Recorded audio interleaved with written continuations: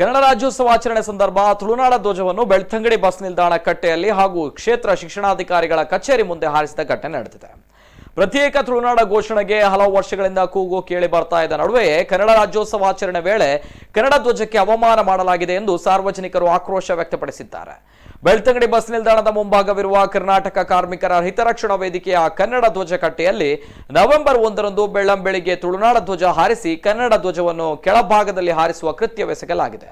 ಇನ್ನು ಮಧ್ಯಾಹ್ನ 12ರವರೆಗೂ ಧ್ವಜ ಹಾರಾಡ್ತಾ ಇದ್ದು ಯಾವೊಬ್ಬ ಇಲಾಖೆ ಅಧಿಕಾರಿಗಳು ಕೂಡ ಗಮನಕ್ಕೂ ಕೂಡ ಬಾರದಿರುವುದು ವಿಪರ್ಯಾಸ.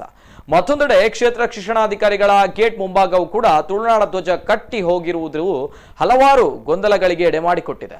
ಇನ್ನು ಪ್ರತ್ಯೇಕ ತುಳುನಾಡು ಘೋಷಣೆಗೆ ದಕ್ಷಿಣ ಕನ್ನಡ ಜಿಲ್ಲೆಯಾದ್ಯಂತ ಪರ ವಿರೋಧದ ನಡುವೆಯೇ ನಾಡು ನುಡಿ ಒಂದೇ ಎಂಬ ಧ್ಯೇಯ ವಾಕ್ಯದೊಂದಿಗೆ ಉಸಿರಾಡುವ ಈ ನೆಲದಲ್ಲಿ ಮಾತೃಭಾಷೆಗೆ ಅವಮಾನವೆಸಗಿರುವುದು ಸರಿಯಲ್ಲ ಎಂಬ ಅಭಿಪ್ರಾಯ ಸಾರ್ವಜನಿಕರಿಂದ ಕೇಳಿ ಬಂದಿದೆ.